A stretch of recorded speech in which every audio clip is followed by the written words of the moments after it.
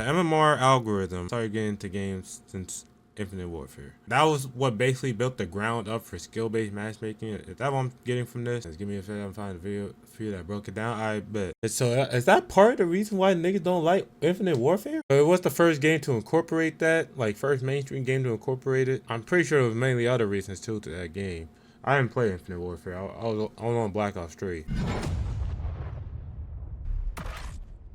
What's up guys, my name is Ace, and yesterday Insider Gaming posted their interview with Charlie Olson, who is a former Call of Duty developer that wrote the MMR algorithm for Call of Duty Online back in 2015, and then it made its way into the mainline CODs with Infinite Warfare in 2016, and they've been using essentially that same algorithm since then. Now, just to be clear, we're not talking about the matchmaking algorithm here. This is the MMR rating, so your skill rating, and how it's calculated. This is the part he created, and apparently it's been largely unchanged since then. Now, obviously, the matchmaking algorithm, this has changed quite a bit. It has evolved and become more sophisticated over time, as it's described in the article, which of course I will leave linked down below, and I encourage you guys to check that out. But this whole interview is focused around skill-based matchmaking, and there are some really interesting points here that I wanted to go through today, and we're just going to kind of walk through this point by point, and I'll share my thoughts as we go. And one of the first things that came up in the interview here is the white paper that Activision released sometime last year in Modern Warfare 3's life cycle, talking about how they handle skill. And Olsen confirmed that the white paper is accurate, although I still push back against the whole ping is king statement.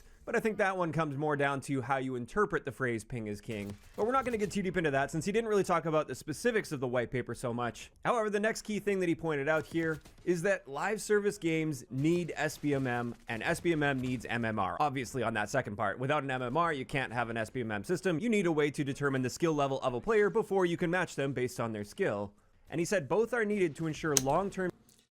I'm gonna be so honest, we really don't need, like, I'm gonna continue watching the video, but my personal feeling, I don't think we need SBMM in the slightest. 9 years. It's been 9 years since SBMM been, MMR been in COD's games, but I don't remember when SBMM been in fucking, I don't know how long SBMM been in COD games. I think Cold War. I think that's when I remember seeing that shit like really be like a fucking issue with the COD community, because literally it's been 9 years since MMR been in COD games and about 5 years since SBMM been in COD games. That shit is still so fucking inaccurate to the fucking game. It's insane. You can literally do one good game where you have like, say like you go 35-6. One good game, you go 5 games full of sweat, you're going negative, like, it's just, like, that shit's not fun. Like, it's more insane to the fact that literally nobody in fucking right mind asked for this. SBMM is way too inaccurate, because since they said it's not gonna ever leave the games, unfortunately, they really gotta sit down, really like go deep into this SBMM shit and really make it accurate, like really make it more accurate to like how it's supposed to be. If you're doing one good game, you shouldn't be automatically put with like the sweatiest people imaginable. I should have to gradually go up. You have to gradually go back down. You have to gradually lose matches to even get back into like a similar match you was literally in. Oh yeah, it definitely ruins the fun. But obviously they don't care, so they literally just said they're not taking it out. Sustainability and player engagement, but he said that doesn't mean everyone should just shut up and like SBMM. And so far, there's nothing here I really disagree about. I really strongly dislike the current input, or you can match them based on their skill. And he said both are needed to ensure long-term sustainability and player engagement, but he said that doesn't mean everyone should just shut up and like SBMM. And so far, there's nothing here I really disagree about. I really strongly dislike the current implementation of matchmaking that Call of Duty uses, but in saying that, I do think some amount of skill-based matchmaking is necessary, especially if you want the player base to thrive and grow over time. You're going to have at least some protection for newer players that are just getting into the game, or the lowest of low-skill players.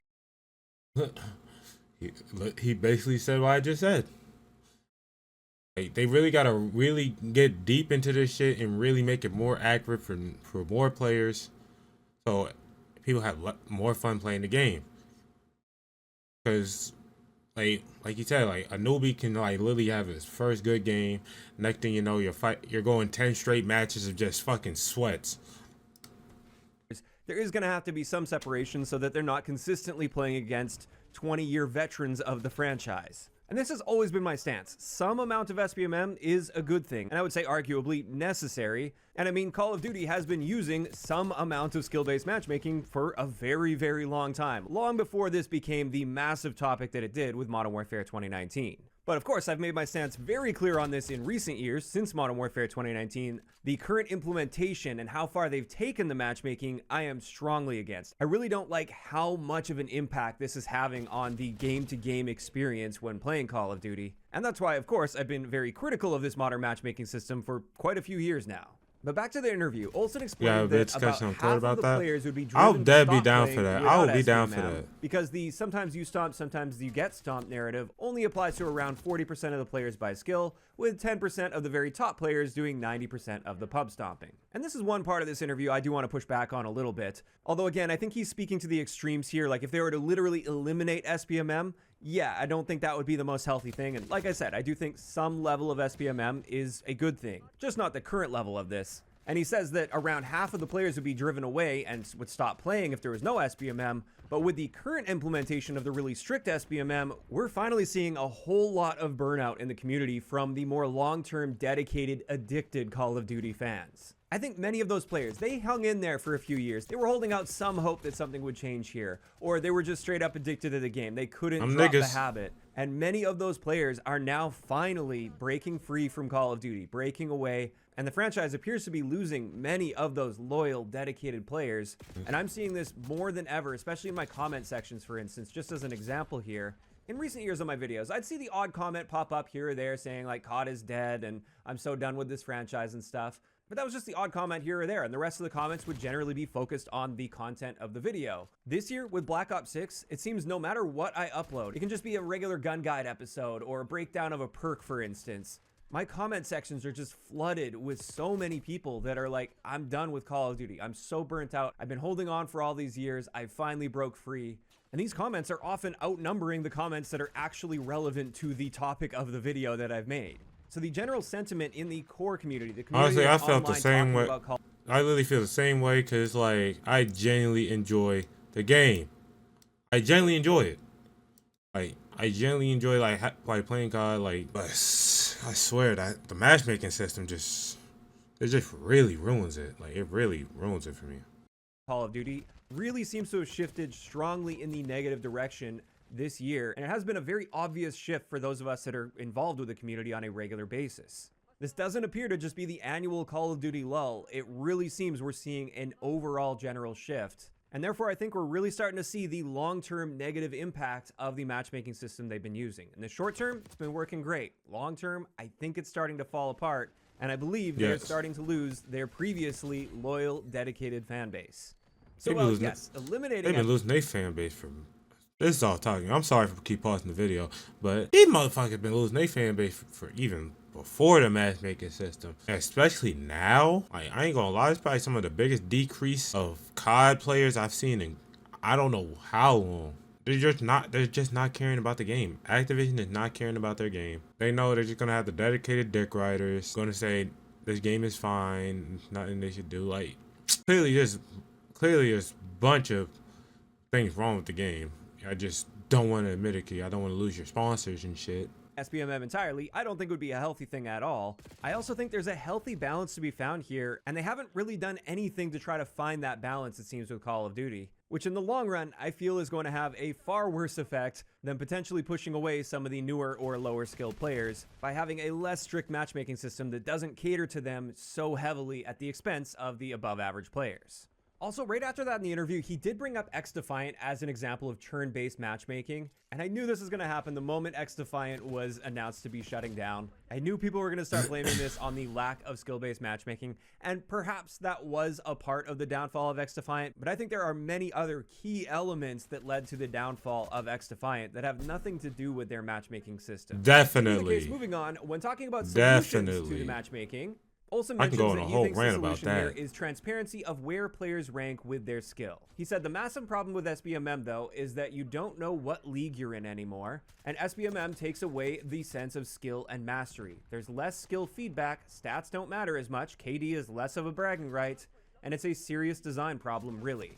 He then went on to say, if you're trying to get better at the game, SBMM just rewards you with tougher opponents. And then he said, I'd even say that SBMM punishes players for being good, and players are right to complain about it. And this is where it's just so nice and validating to hear from somebody that's been on the inside, that was heavily involved with these systems, finally acknowledging the fact that this is actually a serious design problem, and we have a right to complain about this, and it's not the usual hand-waving of, hey, this is the system that's best for player retention, and therefore, too bad, suck it up, you have no right to complain.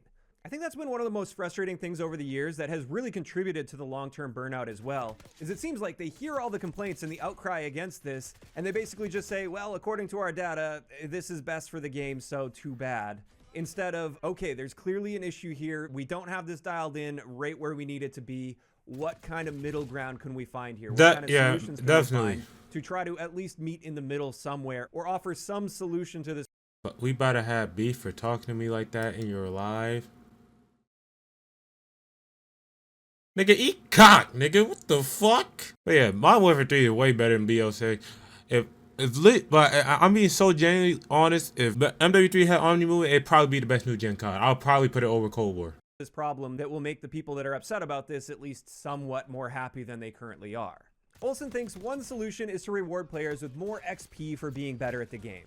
He said casual doesn't need to be completely about skill like ranked, but you should see something about the average skill of your lobby or opponents. Like maybe this match is a gold tier match, so you get a 1.2 XP multiplier. He also says you should be able to see your MMR or your skill rating in the combat record, and you shouldn't have to file a personal data request with Activision just to get that information. So it seems like he's been keeping up with the news a little bit, and the fact that we can get our hidden skill rating, but you have to file a personal data request with Activision. Nigga, I'm trying to get y'all niggas hype. We live, nigga.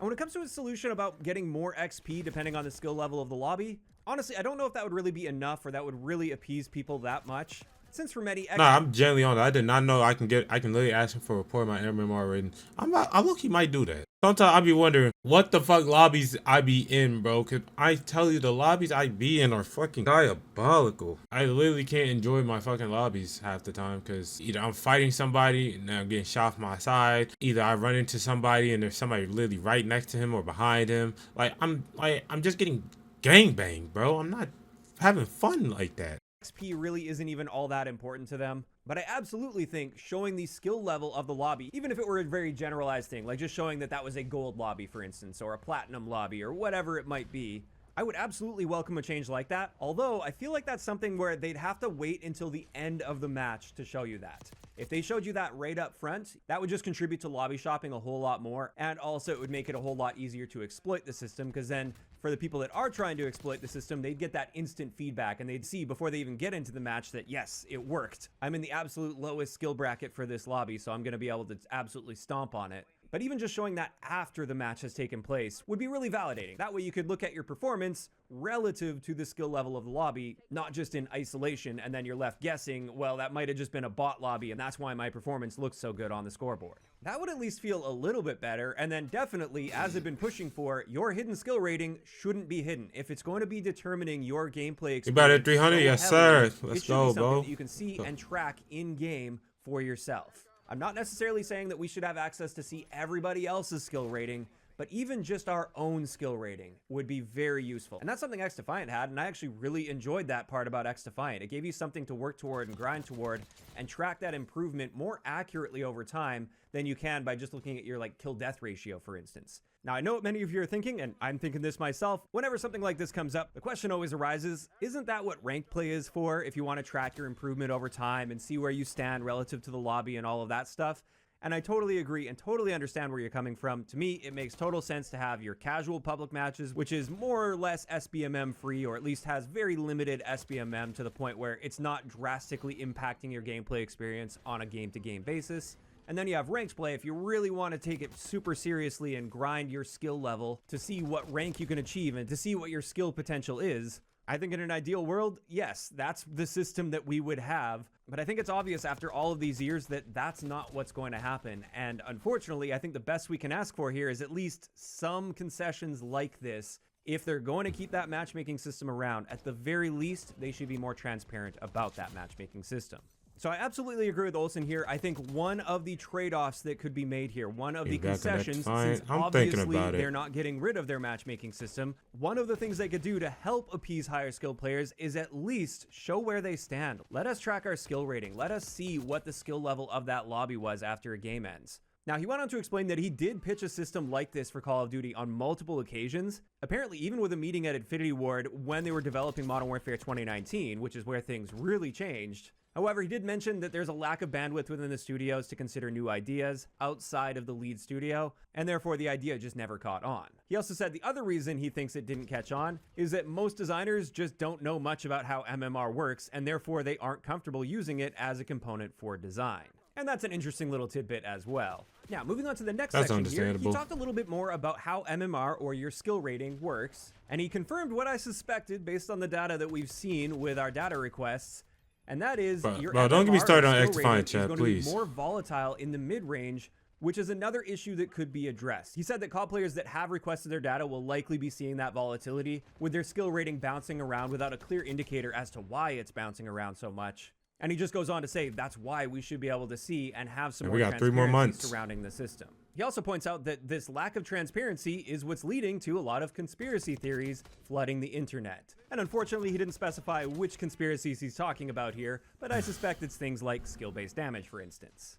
Now, moving on to the next section here, he says, contrary to what many players believe, you really don't have to try your hardest every match. If you go off meta, your MMR will adapt after a few bad games, and matches will get easier. And while we've known this to be true, if you play really bad for a handful of matches, your lobbies are going to get significantly easier, at least for a couple matches, until you perform too well, and then you get kicked back up again to the higher skill lobbies. That was opportunity. What you mean I had to give up on games? I don't know. I still don't think this is a... Wait, you talking about Fragpunk? I don't even know much about that game. A good thing. I don't think that if I want to grind some really weird gun for camos that I'm going to get absolutely stomped on, including my team, because the team balancing algorithm is expecting me to carry the team, but obviously I'm going off meta, so I can't do that, so the whole team just gets stomped. I have to spend 20 to 30 minutes getting stomped on like that before the algorithm adjusts, so then I can now get the games where I can reasonably grind that really bad weapon. And then once I'm done that, I'm getting kicked right back up into those hard lobbies again. Now, I'm not saying I should just be able to dominate with any gun at any given time, but a little more consistency I think would go a long way there. Instead of knowing that I just have to suck it up and take my beatings for a few games before the algorithm decides to put me into the version of the game where it's reasonable to get headshots with that bad gun, for instance. So I'm not really a fan of that statement of you don't really have to try your hardest every match, because it's basically just implying that you don't have to try. Wait, are you talking about Marvel Rivals? Literally, I haven't played Rivals due to the fact that all the times I tried to play Rivals, my fucking PC, my fucking power was going out, so I just haven't been playing it recently. And everybody I play with, well, like Lyric and Joe, they're in diamond lobbies. I'm not even out of silver. Try your hardest every match because you can effectively just soft reverse boost yourself to get to a version of the game where then you can perform well without trying your absolute hardest, at least for a couple matches before you're kicked right back up again. In either case, he also pointed out that COD's SBMM does get mistaken for engagement optimized matchmaking system, but it's really just because the MMR is highly responsive and volatile. And admittedly, early on when the term EOMM started blowing up in the COD community, I bought into that, and I'm not talking about things like real-time nerfing of players in matches. I more so bought into the fact that it felt like the system was determining my highs and lows throughout a gaming session to try to target the perfect level of engagement. So it would purposely give me some hard matches and make me lose for a few games, but then it would adjust and give me a few wins, and that's designed to keep you hooked, kind of like a slot machine does, where it's trying to optimize and make sure that it's extracting as much money as possible from you while ensuring that it gives you just enough to keep you sticking around.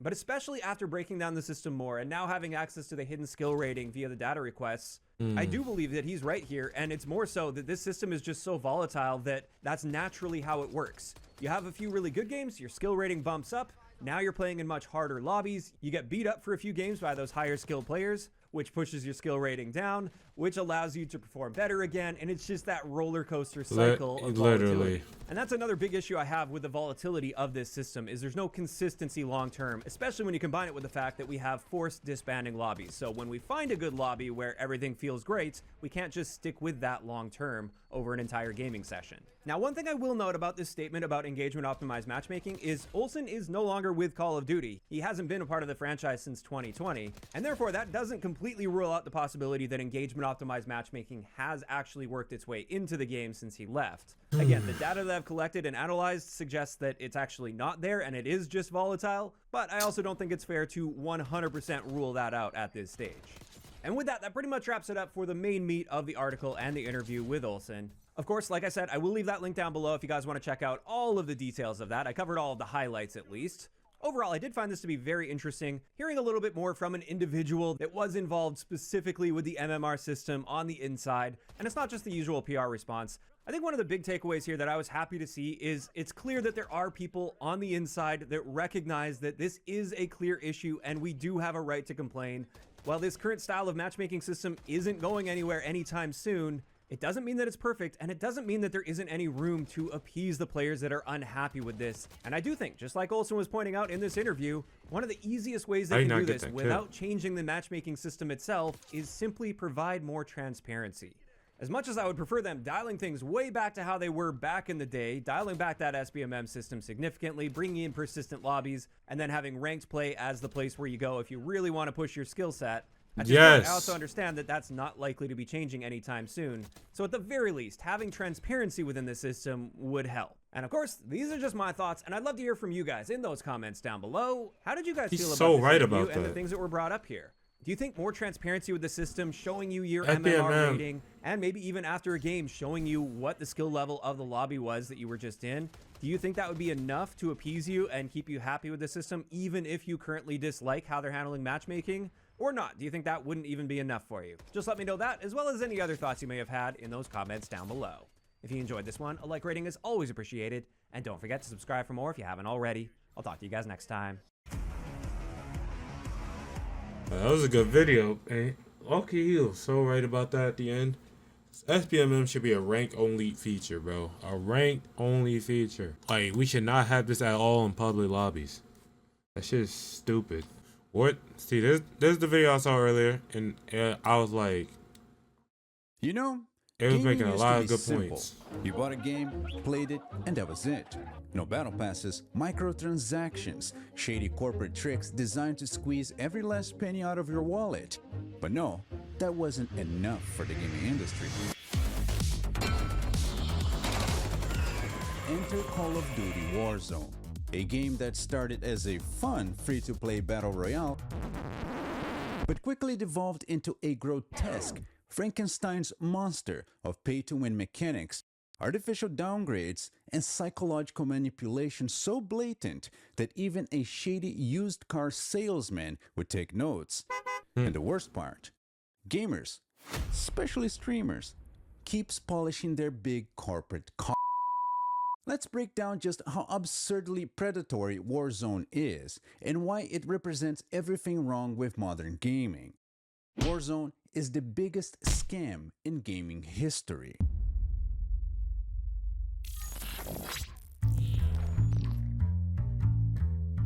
Call of Duty Warzone was officially released on March 10th, 2020.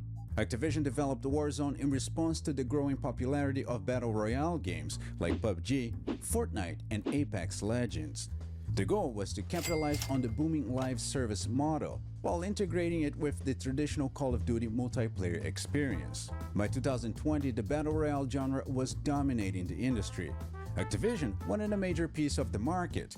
Rather than just selling yearly Call of Duty games, Warzone provided an ongoing, ever-evolving platform to keep players engaged year-round. You know, by engaged, I mean spending money. Lots of it. Since Warzone was free-to-play, it relied on battle passes, skins, and weapon blueprints for revenue. That's crazy. This turned out to be a highly profitable business model. Warzone was designed to carry over content from multiple Call of Duty titles, ensuring that players stayed within the Activision ecosystem for years. Its launch was highly successful, attracting over 30 million people in the first 10 days, and by April 2021 it had over 100 million players, according to Statista.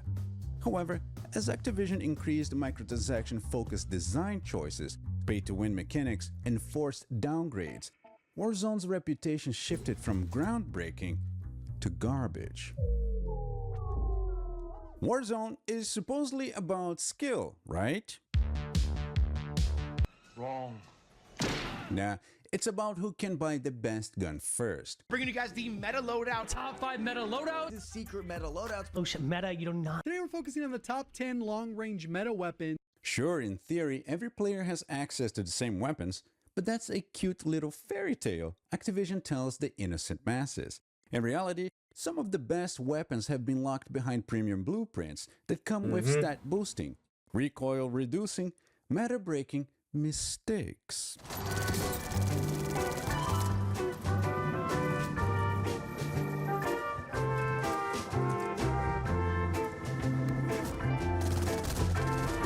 Wow, we couldn't even reload. Oh, but what about the best players? They move around the map like they're on skates. Isn't that skill?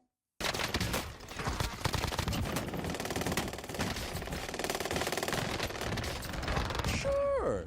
But what about their loadouts? Is it guns that look good or kill faster? The newly buffed fire rate of the Reclaimer 18 is absolutely disgusting. I was decimating some solo lobbies with it just the other day. Regardless of how good a player is, he still uses what is best in the game.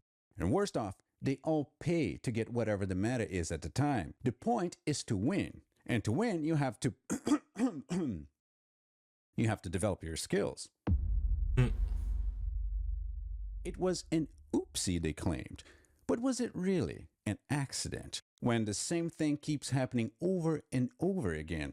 Like you hop into a game, you prepare your loadout with your favorite weapon, you run around the map, and suddenly you see the enemy. You start firing him, but then he turns around and shreds you in a matter of seconds. At some point, you realize that every single person in the game has the same exact weapon. Now you have two choices. You have to grind your ass off to unlock the gun, or pay for it.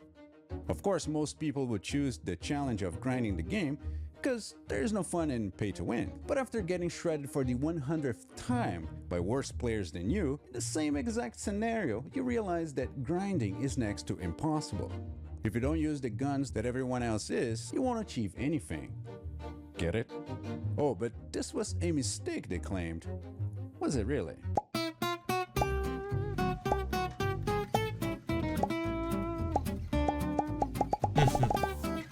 You know, grinding is for poor people. Keep in mind that the server needs to read your actions right. Like if you get disconnected or exit at the wrong time, you lose all your hard work. Doesn't that smell like they're pushing players towards a certain thing? Look, Activision knows exactly what they're doing here. They take a game feature that should be fun and rewarding, make it as painful as possible, and then charge you money to skip the pain they created. It's like a restaurant giving you food poisoning and then charging you extra for the antidote. At this point, I'm convinced We're watching how Warzone is the biggest scam in gaming history. Literally, that's the name of the title. Warzone is the biggest gaming scam in history. Warzone developers have a special meeting every season when they roll a dice to decide which paid blueprint is going to get accidentally buffed. Meanwhile, suckers grinding 10 hours a day to unlock the base version of the gun are left wondering why they're getting obliterated by some dude who spent 20 bucks. Look, all of this is by design. The entire point of adding broken guns to the game is to make you buy a pack or unlock the season pass. If $10 gun pack sells more than the season pass, do you really think that evil corporate bosses would pass on the idea of making money on suckers like you that want to win the battle royale so bad? Nah, you better pay up, bitch.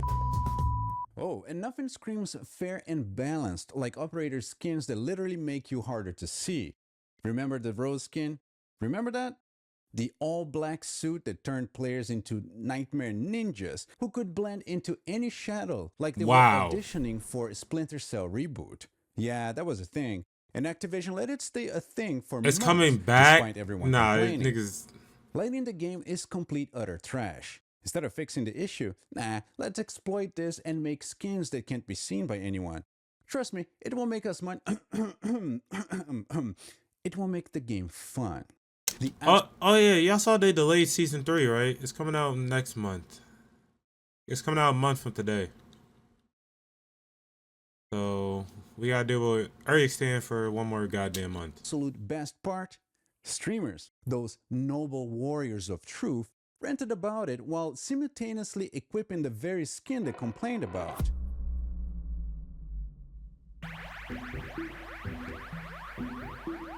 Every big Warzone update brings worse performance, bigger file sizes, and more frustrating bugs that just so happen to make the game unplayable on older hardware.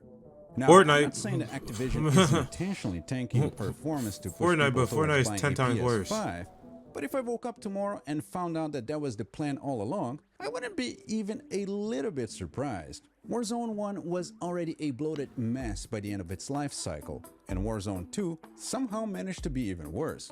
It's almost as if Activision wants you to quit playing the game unless you upgrade to the latest hardware. What if the goal of Activision is to make people I ain't play just only Activision, it's enough every game time at this so they point. spend money and then leave? Meaning that they know that after some time, the likelihood of a casual player to spend more money is next to zero. So to save money on servers, they force you out of the game. Wait, what? How would they force you out of the game? Gonna be enjoying them.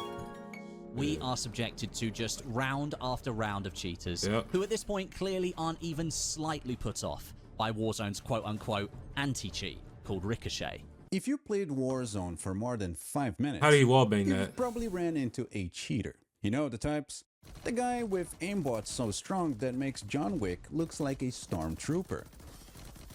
The wall hacker who pre-fires before you even exist. Or the speed hacker zooming around like a cracked out Sonic the Hedgehog. Yep. Where are you going? Your shift just started. Well, I'm definitely not going to smoke crack in the bathroom and then burn this place down with my crack pipe. Well, at least I still got my moped. This should buy me some great crack. It's infuriating, and it's plagued Warzone from the very beginning. And what has Hey, ready for Activision Sonic done for about it? hire. Introducing Ricochet. Literally the worst anti-cheat of all The time. so-called anti-cheat system that's about as effective as a cardboard shield in a gunfight. Ricochet was supposed to be the answer to the Warzone cheating Ricochet. epidemic, but in reality, it is a glorified security camera that sometimes catches a crime after it's been committed. Meanwhile, legit players suffer. False bans happen more than they should, leading to actual innocent players getting the boot while cheaters run free.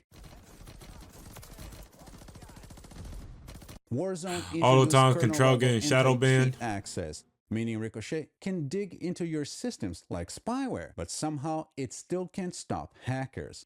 At this point, cheating in Warzone is part of the experience. You either accept it or stop playing. And Activision, they don't care, because cheaters buy skins too. Yep. Look, I'm not gonna lie. I like the game. I played a bunch back when it came out and it had a good map, Verdansk. I even spent money on it because I really enjoyed playing the game. But here's the difference in between me and streamers. I have principles. If I like something, I pay for it. I support. But if that something starts to take advantage of me and it gets worse with every update, guess what? But gamers Yeah. love to complain. Warzone players especially love to complain. But do you know who keeps feeding Activision's greed? The very people who complain the loudest. The cycle goes like this. Hype the game when a new season comes up. Play the game and praise changes. Casually point out some of the problems that still haunt the game. When viewership's numbers start to drop, and it is obvious that the game is loaded with problems, start making videos complaining about it. New season is announced with promises of improvement. Repeat cycle. Every major Warzone streamer has ranted about pay-to-win mechanics, broken skins, and microtransactions, but do they stop playing? Of course not. Most streamers today grow their channels based solely on one game and for the fact that they are good at it. Not because they are entertaining or offer anything long-term. I don't doubt that they want to play something else, but as soon as they see their numbers falling, they get scared like the pussies they are and go back to play the game. Then again, complaining about the game also generates attention and money for them, so why not? Streamers are Activision's best unpaid marketeers. Their rants generate hype, driving engagement, and indirectly boosting sales, because every complaint just reminds players what's available for purchase. This is analogous to being the wife of an alcoholic abuser. But God damn. streamers, YouTubers, nah. How about I just write a letter to him pointing out all the things that are wrong in hopes that he will listen and change? I realize how hard Okay, it I'm must not be to saying make a much to massive the game video, like this, but consider this some 'cause I constructive agree with a lot of shit criticism he's saying. from a fan. You won't agree with me on everything, and that's perfectly fine. I'm going to be wrong about something. Brother, if after all this time you haven't realized that you are in an abusive relationship, might as well just get off the planet. There is no hope for you. Warzone Damn. is the biggest scam in gaming history, and that is all because of you.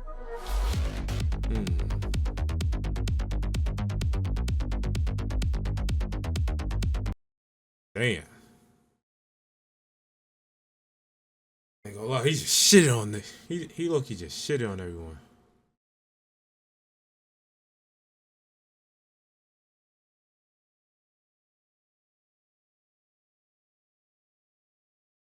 I ain't gonna lie, he low-key just, I ain't gonna lie, I think it literally just, I looked at one comment, he literally fucking just,